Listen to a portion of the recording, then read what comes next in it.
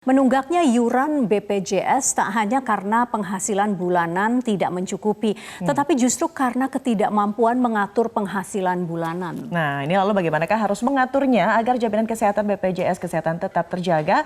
Perencana Keuangan Prita Gozi membuka kiatnya untuk Anda. Sama-sama kita saksikan. Jadi pertama-tama yang harus kita analisa adalah berapa sih rata-rata penghasilan bulanan dari setiap rumah tangga tersebut, dan kemudian berapa jumlah anggota keluarga yang ada di dalam setiap rumah tangga.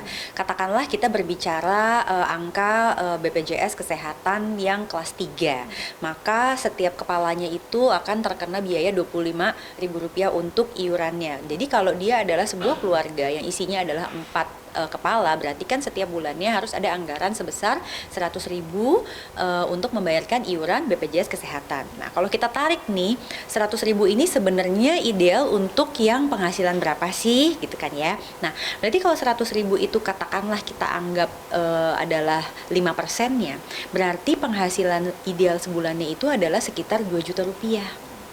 2 juta rupiah ini kan setengahnya UMP Jakarta. Sehingga kalau menurut dari analisa tersebut, harusnya sih untuk kelas 3 itu bisa terjangkau oleh seluruh lapisan masyarakat gitu. Jadi pada saat ada tren di mana kok ini tidak membayar, sepertinya bukan dari ketidakmampuan dari penghasilan bulanan, tetapi mungkin ketidakmampuan mengatur penghasilan bulanan tersebut.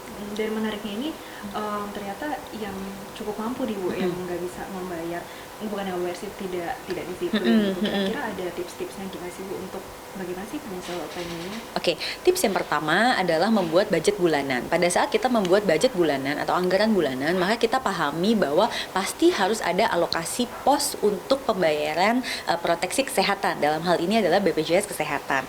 Idealnya kita alokasikan 5% dari penghasilan kita itu bisa untuk pembelian premi asuransi, BPJS Kesehatan, dan lain-lainnya. Otomatis kalau tadi dikatakan bahwa ini malah termasuk yang mampu nih. Oke, kalau misalnya penghasilannya 5 juta rupiah, berarti sebetulnya satu bulan dia tuh punya jatah sampai dengan Rp250.000 nih untuk membayarkan premi BPJS Kesehatan.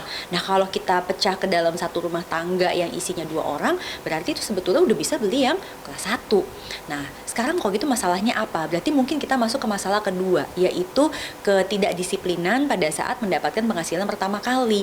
Jadi harusnya pada saat pertama kali masuk gaji atau penghasilan tersebut ke rekening tabungan, itu langsung disisihkan. Nah, gimana caranya supaya bisa disiplin? Maka kita masuk ke tips yang ketiga, yaitu mencoba program auto debit. Auto debit itu adalah program di mana dia akan langsung mengurangi jumlah rekening tabungan dan dipindahkan ke tempat yang lain. Kalau memang bisa langsung auto debit untuk pembayaran premi BPJS Kesehatan, maka itu yang harusnya dilakukan. Kalaupun tidak bisa, maka kita harus punya semacam kayak rekening penampungan masuk nih daripada saat kita tanggal gajian ke debit nih ke rekening penampungan. Dari rekening penampungan itu kita sudah bisa membayarkan ke BPJS Kesehatan. Dan zaman sekarang yang namanya membayarkan BPJS Kesehatan itu bisa opsinya dari mana-mana. Bisa dari minimarket, bisa dari aplikasi dompet elektronik yang ada di handphone kita. Jadi sebenarnya udah nggak ada alasan bahwa kita tidak bisa membayarkan premi BPJS Kesehatan.